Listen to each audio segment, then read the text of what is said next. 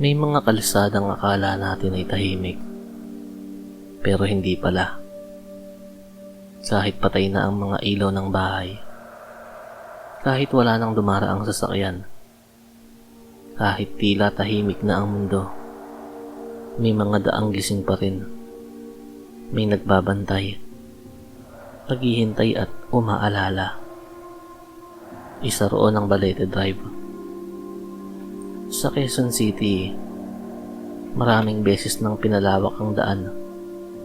Pinutol ang mga puno, pinalitan ang istruktura ng mga ilaw, binago ang pangalan ng mga kalye sa paligid. Ngunit sa kabila ng lahat ng pagbabago, may isang bagay na hindi nila kailanman naalis: ang takot. 12:30 ng hating gabi nang mapasok ni Balang Balete Drive. 32 taong gulang, grab driver, at ama ng isang batang babae.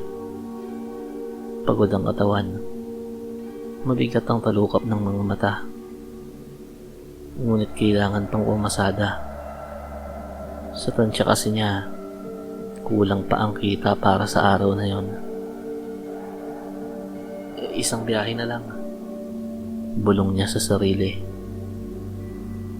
Tahimik ang paligid, walang katao-tao. Ang mga puno ng balete ay nakahanay sa gilid ng kalsada, tila mga higanting bantay na may mahahabang ugat na parang mga daliring nakausli mula sa lupa. May mga poste ng ilaw, ngunit parang hindi sapat ang liwanag upang tuluyang itaboy ang dilim. Pinatay ni Balang radyo. May kung anong bumigat sa dibdib niya. Sa unahan, may nakita siyang gumagalaw. Isang figura. Una niyang inisip na pedestrian lang. Baka lasing o baka naligaw. Ngunit habang papalapit ang sasakyan, malinaw niyang nakita ang detalye ng bulto. Isang babae, nakaputi, mahabang bestida, kupas na parang luma na, manipis, halos dumidikit sa katawan. Ang buhok noon ay itim, mahaba at nakalaylay sa lupa. Nakatayo siya mismo sa pedestrian lane. Hindi yun pumapara. Hindi yun kumikilos. Nakatayo lamang, parang naghihintay. Huminto ang sasakyan ni Bal. Parang hindi niya naman kagustuhan. Kusang bumaba ang paa niya sa preno, na para bang may ibang kumokontrol sa katawan niya. At tumawid ang babae. Mabagal. Walang tunog ang mga hakbang. At kapansin-pansin din na wala yung anino. Pagdating sa gitna ng kalsada, huminto yun at dahan-dahang humarap sa kanya. Doon niya nakita ang mukha nito. Maputla, payat, may bahid ng pasa sa leeg, tila bakas ng lubid. Ang mga mata ay malalalim, nangingitim sa ilalim na para bang ilang linggo nang walang tulog. Bumukas ang bibig ng babae, at bagamat walang tunog na lumabas, may boses na umalingaw-ngaw sa isip ni Bala. Nasaan ang asawa ko? Nagising si Bal kinabukasan na basang-basa ng pawis. Hindi niya alam kung paano siya nakauwi.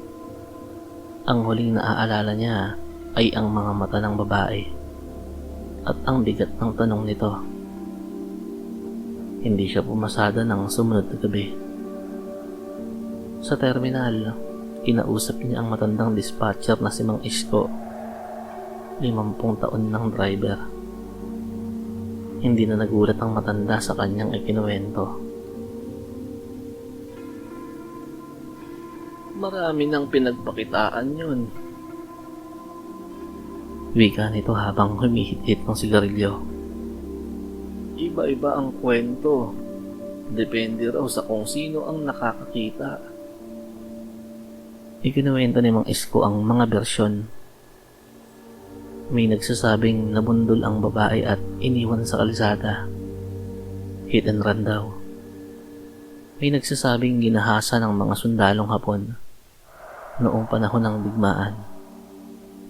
May iba namang nagsasabing estudyante ng UP na isinakay sa taxi at dinala roon para saktan. At may pinakamatandang bersyon. Ibinigti raw nito ang sarili dahil iniwan siya ng asawa. Napatingin si Bal sa kanyang sariling mga kamay. Bakit ako?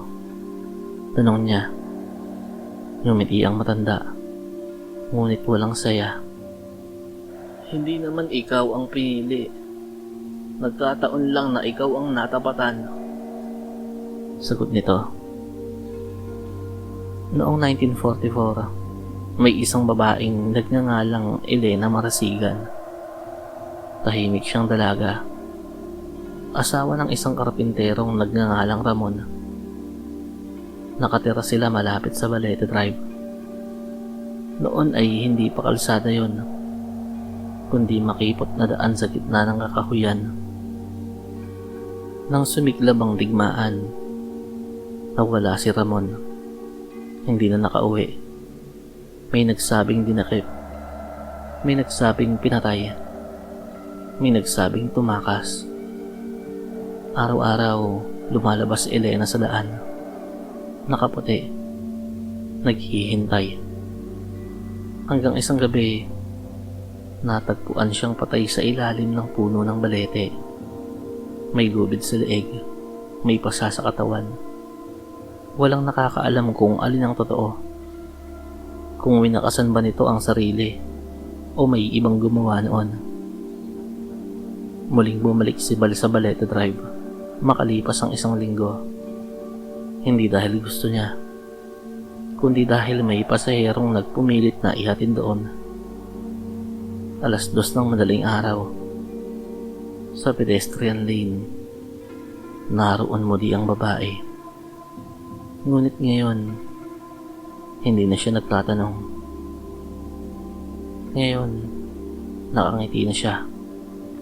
At sa salamin, nakita ni Bal ang sariling refleksyon.